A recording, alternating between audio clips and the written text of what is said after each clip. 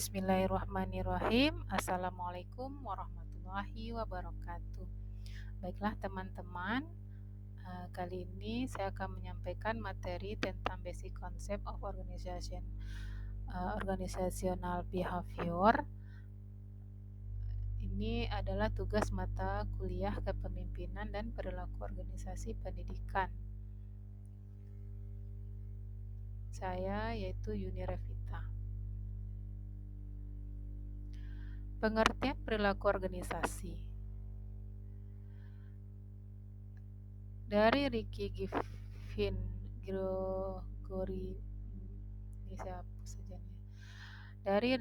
W. Griffin dan Gregory Moorhead, perilaku organisasi adalah suatu studi tentang perilaku manusia dalam lingkungan organisasi, hubungan antara perilaku manusia dan organisasi itu sendiri.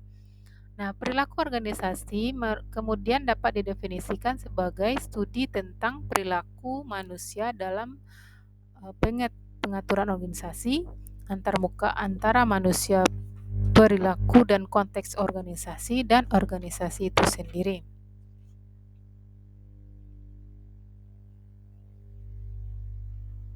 Elemen perilaku organisasi yang pertama yaitu orang. Orang membentuk sistem internal dan sosial organisasi. Mereka terdiri dari individu dan kelompok. Kelompok itu mungkin besar atau kecil, formal atau informal, resmi atau tidak resmi. Grup bersifat dinamis. Mereka bekerja dalam organisasi dan mencapai tujuan mereka. Yang kedua, struktur. Struktur mendefinisikan hubungan formal orang-orang dalam organisasi. Yang ketiga, teknologi. Teknologi seperti mesin dan proses kerja menyediakan sumber daya dari manusia bekerja dan mempengaruhi tugas-tugas yang mereka lakukan. Yang keempat, lingkungan. Semua organisasi beroperasi dalam lingkungan eksternal. Ini adalah bagian dari sistem yang lebih besar yang mengandung banyak elemen lain seperti pemerintah, keluarga, dan organisasi lainnya. Semua ini saling mempengaruhi satu sama lain dan suatu sistem yang kompleks yang menciptakan suatu konteks bagi sekelompok orang.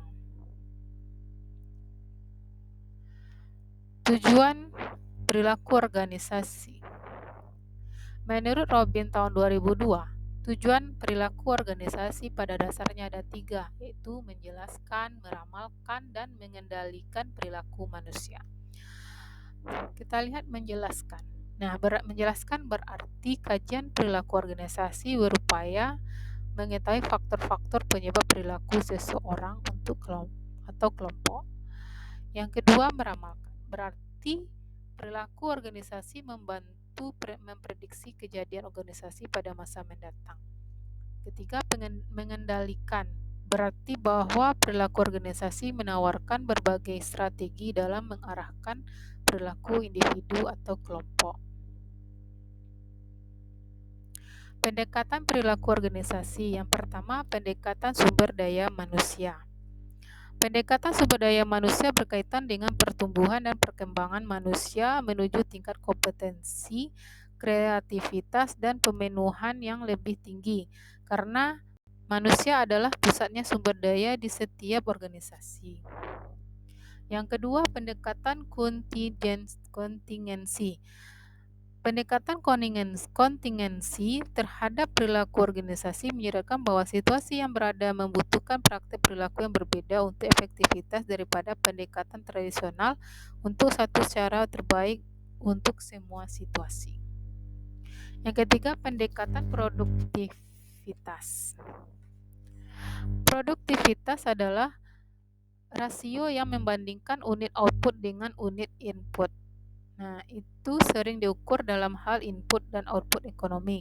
Jika lebih banyak output dapat dihasilkan dari jumlah yang sama input, produktivitas ditingkatkan. Tapi selain input dan output ekonomi, manusia dan sosial input dan output juga penting.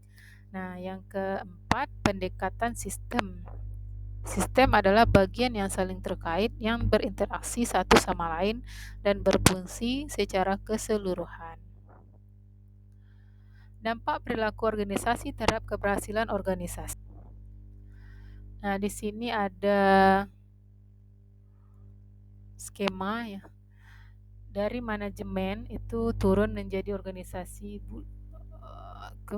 Organisasi ini lahir dari organisasi formal gitu ya. Kemudian budaya lahir dari organisasi informal. Lalu organisasi budaya melahirkan sosial lingkungan dan melahirkan kepemimpinan, komunikasi, dinamika kelompok. Nah, kepemimpinan, komunikasi, dinamika kelompok melahirkan kualitas kehidupan kerja. Nah, kualitas kehidupan kerja melahirkan motivasi. Nah, dari motivasi lahirlah kinerja, kepuasan individu, pertumbuhan dan perkembangan individu. Model-model perilaku organisasi. Di sini ada beberapa model. Yang pertama yaitu model otokratis. Dalam model otokratis, manajer harus memiliki kekuasaan untuk memerintahkan para pekerja untuk melakukan pekerjaan tertentu. Lalu model kustodian, model ini berfokus pada kepuasan dan keamanan karyawan yang lebih baik. Yang ketiga, model pendukung, model suportif bergantung pada kepemimpinan bukan kekuasaan atau uang. Melalui kepemimpinan, manajemen memberikan iklim untuk membantu karyawan tumbuh dan mencapai kepentingan dari organisasi. Yang keempat, model kolegial. Nah, istilah kolegial berhubungan dengan sekumpulan orang yang memiliki tujuan yang sama. Itu adalah sebuah tim konsep. Landasan perilaku individu. Sifat perbedaan individu adalah atribut pribadi yang bervariasi dari satu orang ke orang lain. Perbedaan individu mungkin bersifat fisik dan psikologis. Perbedaan psikologis terdiri dari kepribadian, sikap, persepsi, motivasi, sedangkan perbedaan fisik terdiri dari tinggi, berat, bentuk tubuh, penampilan, dan corak. Komitmen dan keterlibatan organisasi. Komitmen organisasi adalah perasaan identifikasi individu dengan keterikatan pada suatu organisasi. Keterlibatan mengacu pada kesediaan seseorang untuk menjadi anggota tim dan bekerja di luar standar pekerjaan yang biasa. Seorang karyawan dengan sedikit keterlibatan termotivasi oleh faktor motivasi ekstrinsik, dan seorang karyawan dengan keterlibatan yang kuat dimotivasi oleh faktor intrinsik, faktor motivasi. Nah, berikut peran manajer. 10 peran manajer menurut Minberg yang dipublikasikan dalam Minberg on Management, Insight or Strength Work of Organizations pada tahun 1990. Yang pertama, sosok. Yang kedua, pemimpin. Ketiga, penghubung. Keempat, pemantau. Kelima, penyebar informasi. Keenam, juru bicara. Ketujuh, wirausahawan. Kedelapan, pemecah masalah. Kesembilan, pembagi sumber daya. Kesepuluh, negosiator.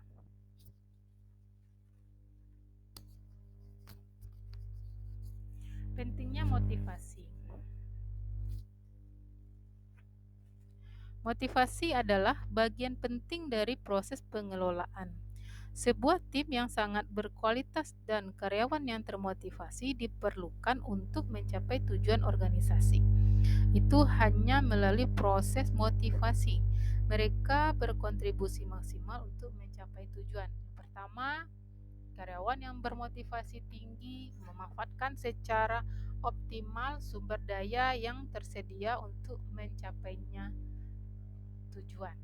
Yang kedua, motivasi berhubungan langsung dengan tingkat efisiensi. Yang ketiga, karyawan yang termotivasi tinggi memanfaatkan sepenuhnya energi dan kemampuan lain mereka untuk meningkatkan tingkat efisiensi yang ada. Yang keempat, karyawan yang bermotivasi tinggi akan melakukan upaya yang diarahkan pada tujuan. Mereka lebih berkomitmen dan kooperasi untuk mencapai tujuan organisasi. kelima, karyawan yang bermotivasi tinggi, lebih loyal dan tulus, serta ingin tetap bersama organisasi untuk jangka waktu yang lebih lama. Motivasi dianggap sebagai tulang punggung hubungan industrial yang baik. Keenam, karyawan yang termotivasi secara efektif mendapatkan lebih banyak kepuasan kerja dan memiliki semangat kerja yang tinggi. Ketujuh, motivasi juga membantu dalam meningkatkan citra organisasi. Nah, demikian saja presentasi saya. Terima kasih atas perhatiannya. Assalamualaikum warahmatullahi wabarakatuh.